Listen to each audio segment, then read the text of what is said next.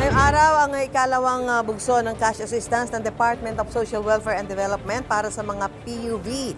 Bunsod pa rin ito ng tuloy-tuloy na pagtaas sa presyo ng mga produktong petrolyo. Noong nakaraang linggo na mahagi ng ayuda para sa mga tricycle driver. Ngayong araw, mga Transport Network Vehicle Services o TNVS naman ang bibigyan ng ayuda. Sa ilalim pa rin niya ng Assistance to Individuals in Crisis Situation Program o AICS ng DSWD. At gaya nga po na nakikita nyo ngayon sa aking gilid, yung pagpuproseso po doon sa mga TNVS drivers na maaga po nagpunta dito sa San Dionisio Sports Complex para humakuha yung ayuda na magmumula dito sa DSWD. Dito po sa San Dionisio Sports Complex sa Parañaque City. Tinatayang 1,273 ang inaasahang mabibigyan ng ayuda.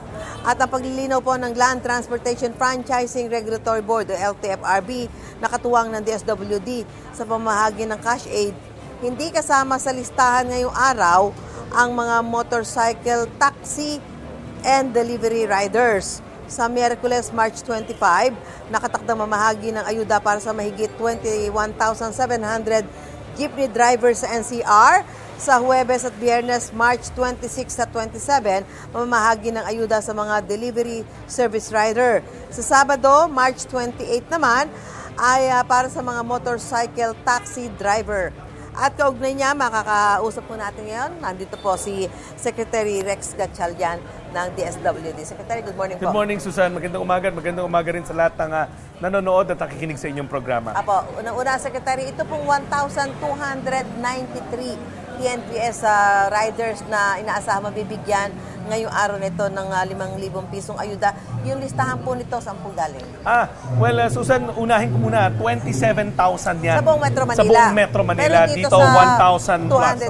293, apo, sa Parañaque. Ang listahan ng galing sa mga TNC. Ito yung mga kumpanyang may hawak rin sa kanila. Yes. Katulad ng Grab Delivery, yung iba pang kumpanya. Tawag sa kanila, Transport Network Transport Network Companies.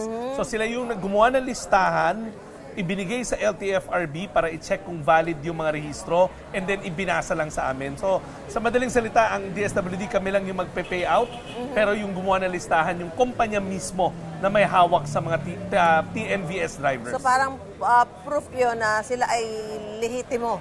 Yes, actually Susan, ngayong buong araw, tulad nga sabi ko, 27,000 yan. Pero ang panawagan ko, kasi baka may mga driver na wala doon sa listahan, sana wag ho nyo aawayin yung mga DSWD na empleyado, yung mga nakapula. Kasi tulad na nasabi ko, hindi ho kami ang gumawa ng listahan. Ang gumawa ng listahan ay yung mga kumpanya nyo mismo. Kung wala kayo doon sa listahan, siguro kesa magpunta kayo sa mga payout center, puntahan nyo yung mga TNC nyo, yung mga kumpanya na may hawak sa inyo, tanungin nyo kung bakit wala kayo doon sa listahan. Kasi Susan, kagabi, for instance, nasa Valenzuela ako, umuwi ako sa amin, may mga driver ng TNVS na nagtatanong sa akin, bakit wala sila sa listahan? Dahil nga, pinublish na ng LTFRB kahapon pa listahan. Apparently, natuklasan ko, Susan, na ang mga pinasok sa listahan, yung mga TNVS drivers na may legitimate license to operate.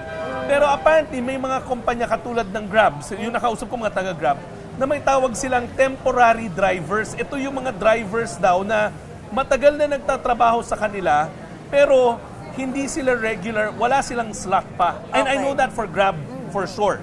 Kaya ko sabihin sa inyo yun. Ang masaklap nito, hindi daw sila sinama ng Grab dahil temporary driver sila. Pero 2 years na silang nagtatrabaho doon. So paano nga pag gano'n? Yun nga, ang sabi ko nga, dapat ang managot dito, yung Grab mismo or yung TNC. Kausapin nila yung mga driver nila. Kasi apparently, etong mga driver na to, lagpas sila doon sa allocated quota ng Grab. Kasi parang sa pagpapaliwanag nila sa akin, meron lang fixed number ng bawat TNC, bawat kumpanya may fixed number of drivers.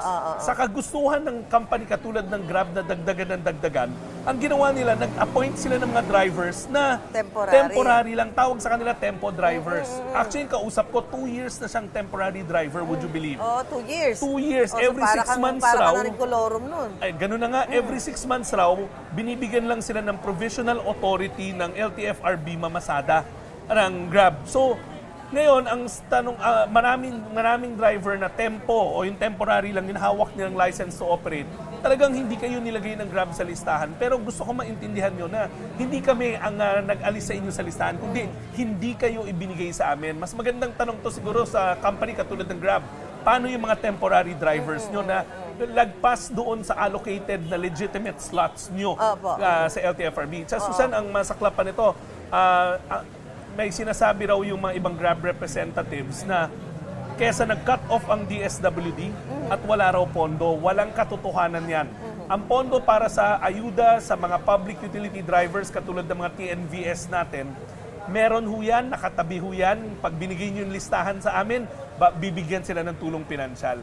Nagrarason na kasi itong mga TNC eh. Susan, kaya ako ngayon buong umaga, bothered ako kasi sa amin mismo sa Valenzuela, ang dami nagpupunta na wala sa listahan kasi temporary driver sila. Ayun na nga, paano sila? So, well, ang una kong panawagan sa kanila, huwag niyo ho aawayin yung mga nakapula na mga DSWD staff.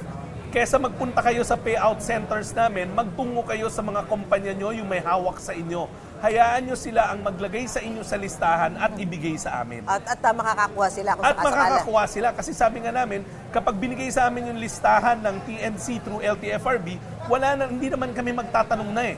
Kami naman, ora mismo, bibigyan sila ng tulong pinansyal. Okay, Secretary, yung mga nasa probinsya ho, nagtatanong din, makakatanggap din ba sila ng ayuda? Yes, Dahil alinsunod apektado sa rin. utos ng ating Pangulong Ferdinand R. Marcos Jr., itong programa na to hindi lang sa Metro Manila. Inuna lang natin yung Metro Manila kasi mas marami talaga dito. Okay. Pero pagtapos nitong linggo na to, in fact, right now, naglilikom na tayo ng mga listahan sa the local government unit sa probinsya.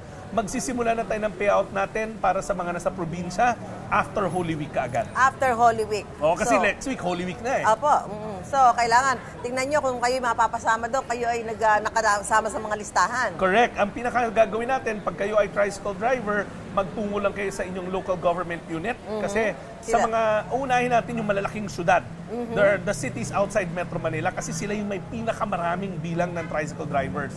Magpunta lang kayo sa inyong local government units, yung mga city government nyo, para masiguraduhin na may license to operate kayo at mabigay sa amin yung listahan. Opo. Secretary, sa mga susunod na araw, may mga nakaschedule pa raw bang pamimigay ng cash assistance sa ilan pang mga public utility vehicles? Ano ho yung mga dapat abiso sa mga gustong mag-avail ito ng mga tsuper? Tulad na nasabi ko, bukas ang sisimulan naman natin yung mga tomorrow yung mga public utility jeeps, yung mga jeep. Sa Thursday, sa Friday, mga delivery service. Sa Saturday, yung mga MC taxi. Lahat kayo, yung listahan nang galing sa LTFRB mismo. So, ang tagubili namin sa inyo, every day, check nyo yung LTFRB webpage kasi katulad na nangyari ngayon, kahapon nilabas na ng LTFRB yung kanilang mga listahan. Pag may tanong ho kayo, pwede ho kayo magsumangguni sa LTFRB or sa mga kumpanyang may hawak sa inyo. Katulad sa service delivery at sa mga MC taxi, meron rin silang mga kumpanya na may hawak sa kanila. Especially yung mga tricycle driver dahil ang ano niyan ay nasa local government. Yes, pero tricycle driver, Susan, last week naka 100,000 na tayo. Babalik na lang tayo sa mga lokal na pamalaan para habulin pa yung mga iilan na maaring hindi napasama last week. Okay. Maraming salamat po si DSWD Secretary Rex Gatchalian, sir. Maraming salamat, Susan. Maraming salamat. Good morning po sa inyo. Morning. Okay. So ngayon po ito, tuloy-tuloy pa rin ho yung pag-verify dito. Ito naman po listahan na ito ay galing na nga sa LTFRB. Kailangan lang nilang double check ika nga. At para din ho dito, so within the day, matatapos yan. Ngayong umaga, yun yung mga nagtatapos daw sa letter A to G. Hanggang mamayang tanghali, yung H to Z naman, yung mamayang hapon para ho maging maayos ang pamamahagi po ng ayuda. Mula po rito sa San Dionisio Sports Complex sa Parañaque, back to studio po tayo. Gusto mo bang mauna sa mga balita? Mag-subscribe na sa GMA Integrated News sa YouTube at tumutok sa Unang Balita.